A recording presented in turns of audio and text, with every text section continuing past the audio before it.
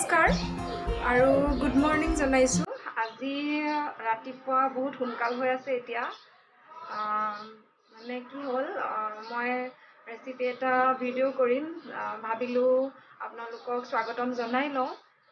মই বন্দনাই স্বাগতম জনাইছোঁ মোৰ চেনেল বন্দনাজ অল হবিজলৈ আপোনালোক সকলোকে, আৰু আশা কৰিছোঁ মোৰ ব্লগটো আপোনালোকে সম্পূৰ্ণকৈ চাই থাকিব, আৰু যদি চাই ভাল লাগে তেনেহ'লে লাইক কমেণ্ট আৰু শ্বেয়াৰ কৰিব। আৰু যদি পাৰে মানে কি, যদি যিসকল নতুন হয় মোৰ চেনেলত, যিসকল নতুন হয় তেওঁলোকে মোৰ চেনেলটো ছাবস্ক্ৰাইব কৰি কাষতে থকা বেল আইকনটো প্ৰেছ কৰি অল কৰি দিব, যাতে আহিব লগা নতুন ভিডিঅ'বিলাকৰ ন'টিফিকেশ্যন আপোনালোকে পাই থাকে। তেনেহ'লে আহকচোন মোৰ ব্লগটো আৰম্ভ কৰিছোঁ, আৰু আজিৰ দিনটোত মই কি কৰোঁ আপোনালোকে চাই যাব। গুড মৰ্ণিং দেই। কিচেন ৰুমত আহিছোঁ বহুত সোনকালে। মানে কি, আজি জানেই মোৰ মিষ্টাৰে কঁঠালৰ পিঠা ভাল পায়, আৰু কঁঠালৰ পিঠা বনাবৰ কাৰণে মই চাউল ভিজাই ৰাখিছিলোঁ ৰাতিয়ে, ভিজাই ধুই পখালি থৈ দিছোঁ, আৰু এতিয়া মই মিক্সাৰ জাৰত পিচি লওঁ। এইখিনি নেদেখাওঁ আৰু বাকীখিনি দেখাই আছোঁ। মই আজি বেলেগ এটা প্ৰচেছত বনাম, একদম খাছ অসমীয়া মানুহে যেনেকৈ বনায় তেনেকৈ বনাম, আৰু আপোনালোকৰ লগত শ্বেয়াৰ কৰিম। আৰু তেতিয়ালৈকে মই কেমেৰা অফ কৰিছোঁ। এইখিনি কঁঠাল হয়। এতিয়া কঁঠালখিনি মই ইয়াত চেকি ল'ম, এনেকৈ চেকনিত।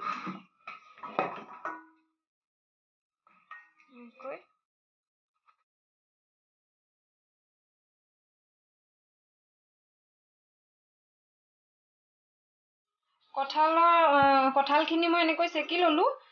চালনীত চেকে, চালনী নাই মোৰ, সেইকাৰণে ডাঙৰ চেকনি পাততে এনেকৈ চেকি ল'লোঁ। চেকি ল'লে পিঠাটো খাবলৈ ভাল হয়।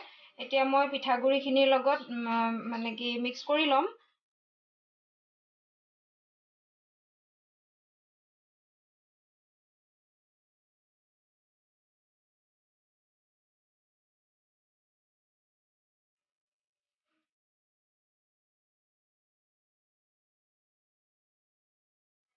এয়া মিষ্টাৰে কলপাত কাটি আনিলে, আৰু মই কলপাতকেইখন বান্ধিবলৈ কাৰণে ৰছী আনিব দিছোঁ। এতিয়া কলপাতকেইখন ভালকৈ ধুই লৈছোঁ। পিঠাটো পেকিং কৰোঁতে কলপাতখন যাতে ফাটি নাযায়, সেইকাৰণে গেছত এনেকৈ অলপমান কলপাতখন সেকি লৈছোঁ। তেতিয়া পিঠাটো পেকিং বনাওঁতে মানে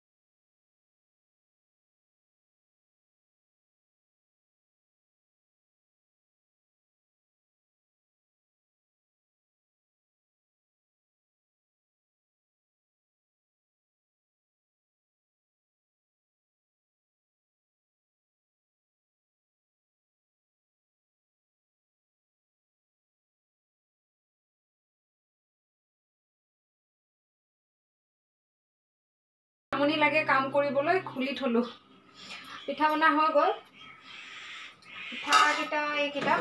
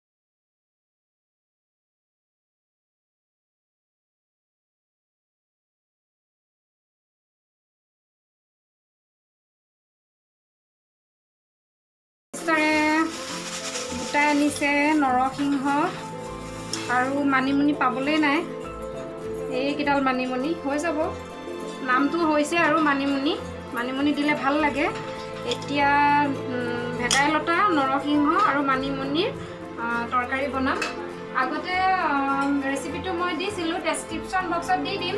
তথাপি আজি বনাইছোঁ যে তাৰে অলপ দেখাই দিম আপোনালোকক। ঠিক আছে, এইখিনি মই ৰেডি কৰি লওঁ।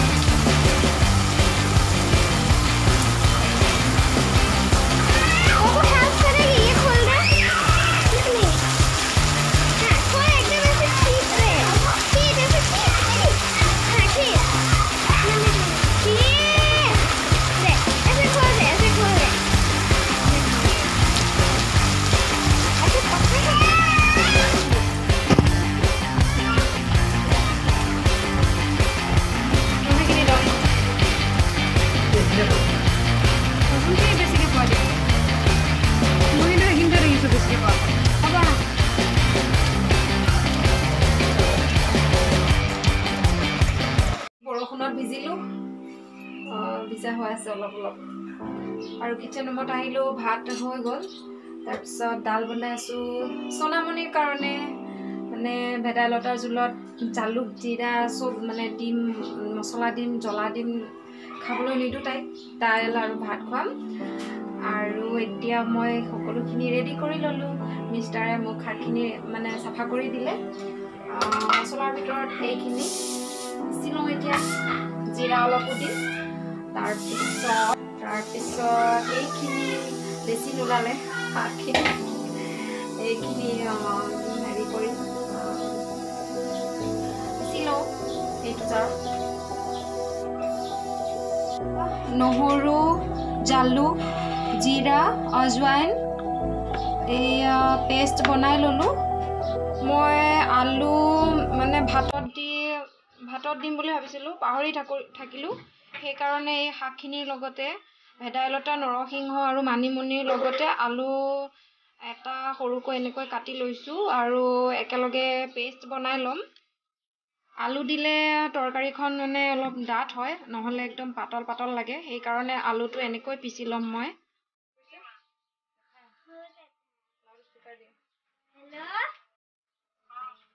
মোৰ সৰু বায়ে ফোন কৰিছে, মই কথা এটা পাতি লওঁ, আপোনালোকেও শুনিব দেই।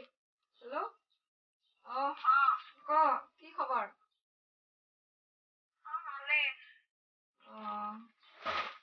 হেৰি এয়া ভাত বনাই আছো। তই ভাত বনালি? খালি? আমাৰ দেৰি হৈছে আজি। পানী নাই, চাপ্লাই পানী নাই আহা। বৰষুণৰ পানী ধৰিছো, তাৰপিছত আকৌ অলপ আগৰ জমা পানী আছিলে। তাৰপিছত পানী টেংকাৰ আহিছিলে, 2 বাল্টিহে খাবলৈ দিছে আৰু বাকী পানী দিয়া নাই। মানে ভালে নহয় ন, ইয়াতে কেম্পৰ ভিতৰত পজিটিভ ওলাইছে বুজিছ। কভিডৰ 3টামান ওলাইছে, বেলেগকে ৰাখিছে। গুৱাহাটীৰ পৰা আহিছিলে, গুৱাহাটীৰ পৰা।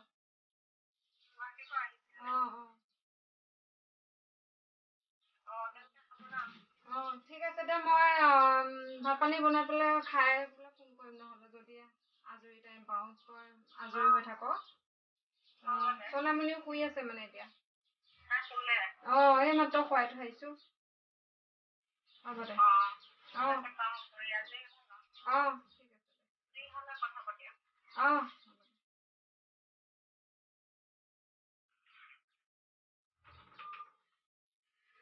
বা কেতিয়াবা ফোন কৰি থাকে আৰু মই বিজি থাকোঁ। সেইকাৰণে এইটো মোবাইলত ফোন কৰিছিলে আৰু মই মিষ্টাৰৰ মোবাইলৰ পৰা ফোন লগাই পেলাই কথা পাতিলোঁ দুষাৰ। এতিয়া মই গোটেইখিনি পেষ্ট বনাই কৰি ল'লোঁ মছলা। এতিয়া বনাইছোঁ, আপোনালোককো এবাৰ দেখাই দিওঁ কেনেকৈ বনাওঁ। কেৰাহী গৰম হৈছে, তেল দিছোঁ। তেল গৰম হ'ল, আৰু পিঁয়াজ জলকীয়া তেজপাত দি নিমখ হালধিও দিলোঁ। তাৰপিছত পিচি লোৱা মছলাখিনি পেষ্ট দিলোঁ আৰু ভেদাইলতাৰ পেষ্টখিনিও দি দিলোঁ। কালি পিছ চাইডে যাওঁতে বেঙেনা জোপাত এই দুটা বেঙেনা পালোঁ। ঘৰৰ বেঙেনা কেনেকুৱা তাজা দেখিছেনে? সৰু সৰু দুটা হৈ যাব। মানে মাছৰ পেটু অলপ আহিছিলে আৰু মাছৰ পেটুৰ লগত এই বেঙেনা দুটা ভাজি। আগতে মানে কেনেকৈ ভাজে নাজানো, শুনিছিলোঁ বেঙেনা আৰু মাছৰ পেটু খাই বুলি। মিনিটা কিটচেনৰ ৰেচিপি এটা দেখিছিলোঁ, তাকে ট্ৰাই কৰোঁ, বনাওঁ। এই দুটা বেঙেনা দি পিঁয়াজ এনেকৈ কাটি লৈছোঁ, বেছি জলকীয়া দিয়া নাই, ছোৱালীহঁতেও খাব যিহেতু। আৰু এই বেঙেনা দুটাও কাটি ল'ম। আৰু হালধি নিমখ দি মাছৰ পেটুখিনি মই ৰাতিয়ে ভাজি থৈছিলোঁ এনেকৈ। এতিয়া ইয়াত বেঙেনা জলকীয়া পিঁয়াজ দি দিম আৰু পাৰিলে অলপ মছলা দিম। পিঁয়াজ জলকীয়া ভাজি ল'লোঁ মই এনেকৈ আৰু বেঙেনাখিনি দি দিছোঁ। হালধি নিমখ দিয়ে ৰাখিছিলোঁ মই, এতিয়া আৰু অলপমান নিমখ দিম। অলপমান নিমখ দি দিছোঁ আৰু অকণমান মছলা দি দিছোঁ, গৰম মছলা। তাৰপিছত ভাজি আৰু বেঙেনাখিনি সিজিবৰ কাৰণে মই ঢাকোনখন লগাই দিব লাগিব। বেঙেনাখিনি সিজিবৰ কাৰণে ঢাকোনখন লগাই দিম, অলপমান লগতে সিজিব। ইফালে ভেদাইলতাৰ জোল উতলি আছে আৰু এতিয়া মই মাছ দিম ইয়াত।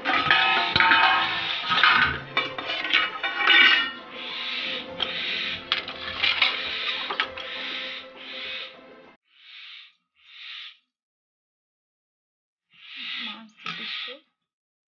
তৰকাৰী এনেকৈ উতলি থাকিলে মাছ দিলে তৰকাৰীখন খাবলৈ সোৱাদ হয়।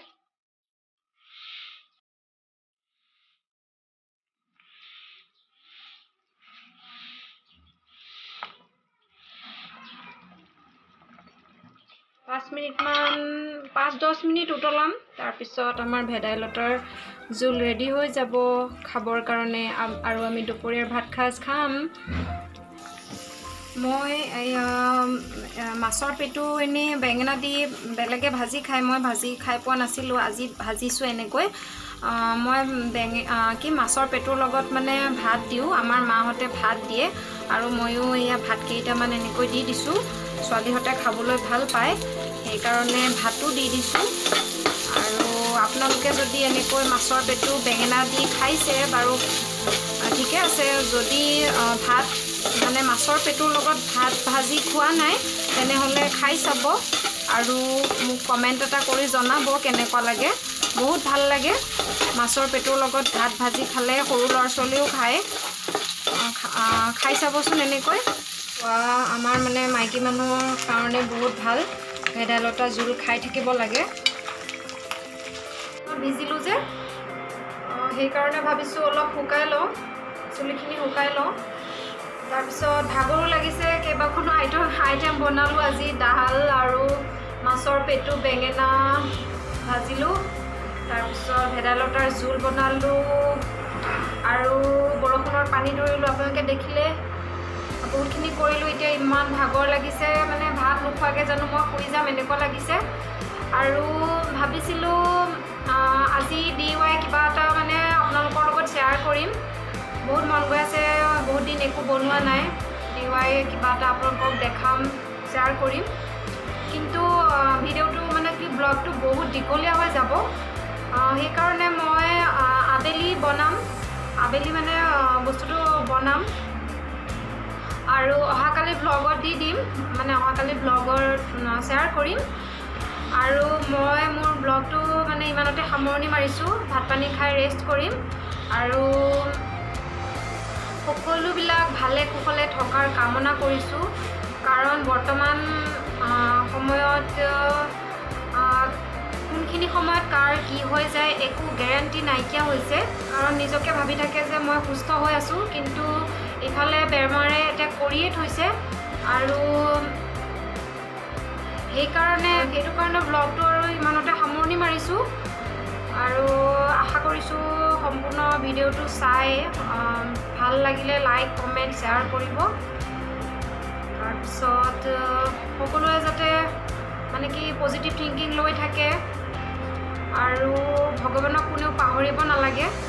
বৰ্তমান সময়ত মানে কি ৰাখে হৰি মাৰে কোনে, ভগৱানৰ সাহাৰা লৈ যদি আমি সদায় থাকোঁ তেনেহ'লে এনেকুৱা মহামাৰীৰ পৰা বাচি থাকিব পাৰিম বুলি মই বিশ্বাস কৰোঁ।